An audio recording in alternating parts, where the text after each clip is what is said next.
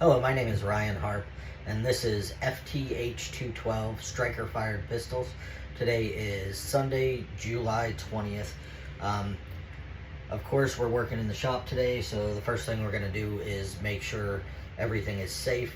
We do not have any assembled firearms in the area for us to go through and do a check yet. However, we did make sure there's no live ammunition anywhere in the workspace. Step one of the assignment, we had to show a disassembled exploded view of the disassembled firearm, which we have here. So we have our firearm completely disassembled. It came this way, luckily.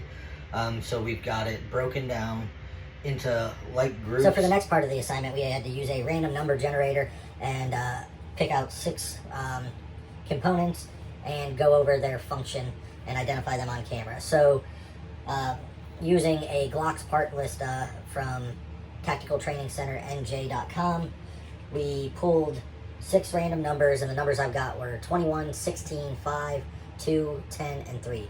So that's going to coincide with the locking block.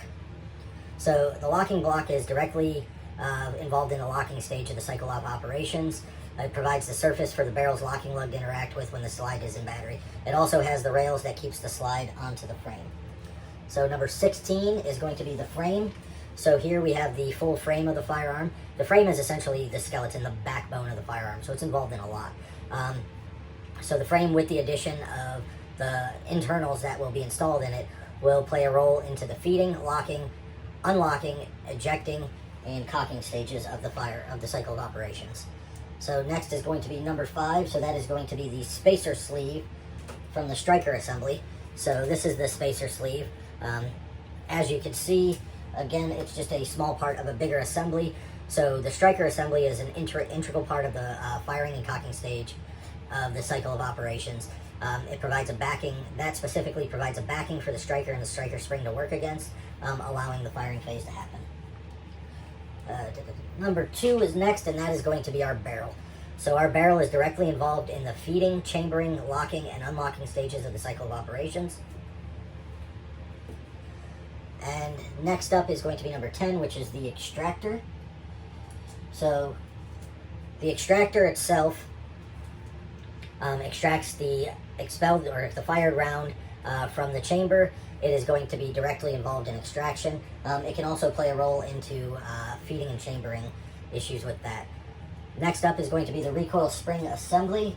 So here we have the recoil spring assembly, which is number 3. The recoil spring assembly is indirectly involved with feeding, chambering, and locking in the cycle of operations.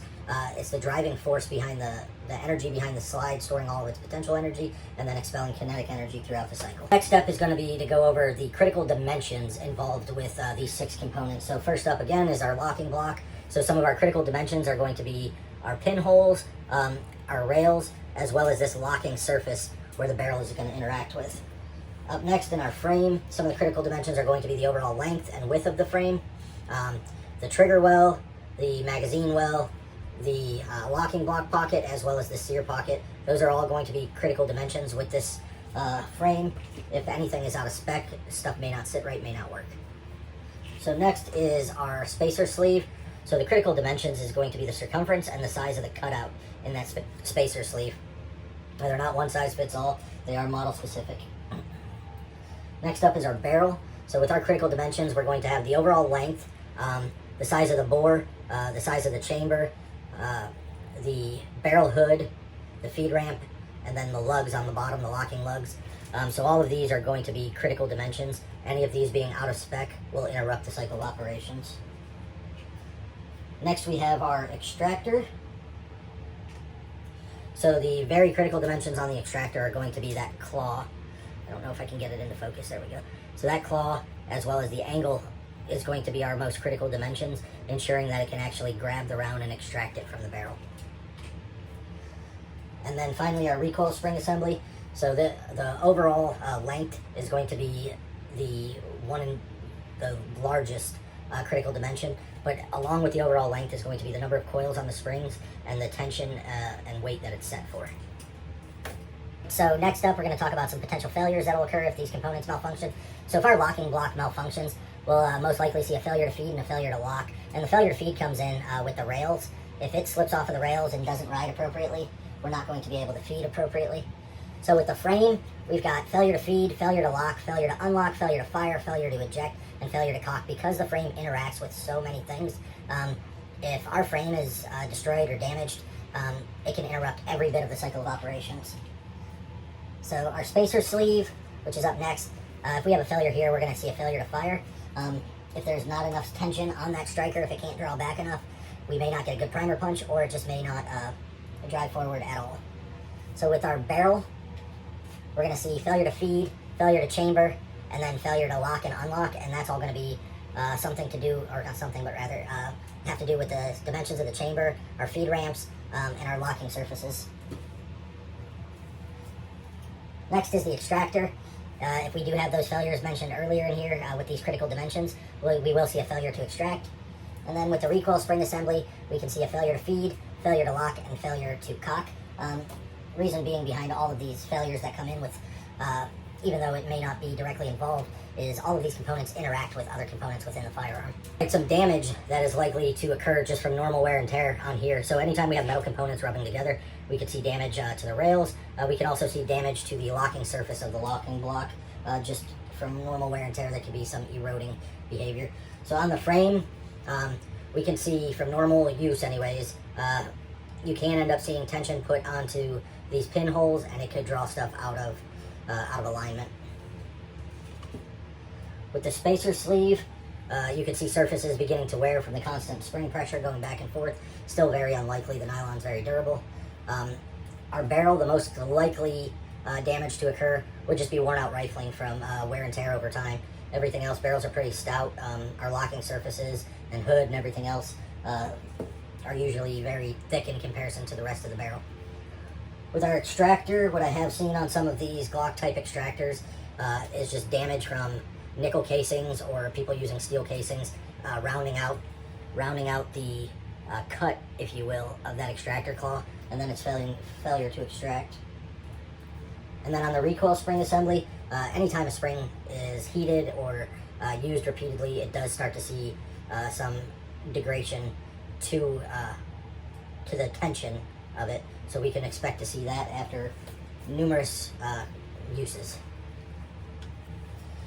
So the next step is to identify additional components that interact with these 6 surfaces.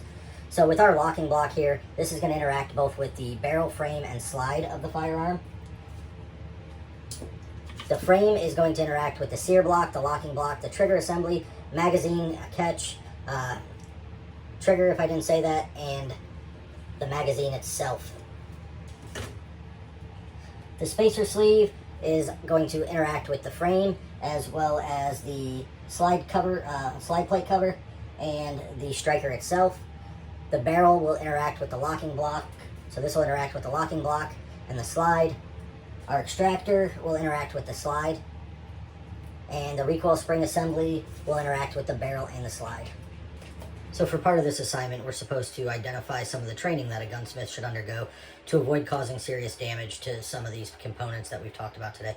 One of the biggest trainings that a gunsmith needs to undergo is a familiarization training, at least, maybe not with each individual model, but each individual platform, so you can understand why these parts are so crucial on their fitment and their dimensions. The next part of the assignment is to estimate the time a gunsmith should take to replace a component and address if there's any specialty tools that will be needed. So the part that I chose is the spacer sleeve. So with this spacer sleeve, it's a relatively easy part to replace even in the field. You will need some tool on hand, either a small punch or a small flathead screwdriver would be able to get to every component you need to replace this part, and you should be able to replace this in under 5 minutes. So we finished assembly of the PSA dagger. With that being said, now our next step is going to be to make sure we have a safe workspace. We've made sure there's no live ammunition anywhere in the workspace, wearing safety glasses, the proper PPE. So the next thing that we're going to do is remove any magazine source, any source of ammunition. As you can see, there's not one in here. Then we would physically and visually inspect the chamber, look away, physically and visually inspect that chamber again. All right, so with that being done, our next step is going to complete a, a functions check. And we're going to complete a functions check both dry and with inert ammunition, which we have loaded in the magazine here. So the dry functions check, Gonna let the bolt or the slide go forward. Attempt to pull the trigger without engaging the trigger safety. It doesn't fire. Engage that trigger safety, pull the trigger forward, and fires. So, the slide is reset, and now we should hear the metallic click of the trigger resetting. So, alright, so now that we've performed our dry functions check, the next step is going to be a functions check with dummy ammunition. At the same time, we're going to cover the 8 steps of the cycle of operations and articulate what is occurring within the firearm during each step. So in the feeding step, the first thing we're going to do is insert the magazine. Magazine seats in appropriately. And then when we hit this slide release, the slide is going to move forward, picking up that first round off the top of the magazine and feeding it into the chamber.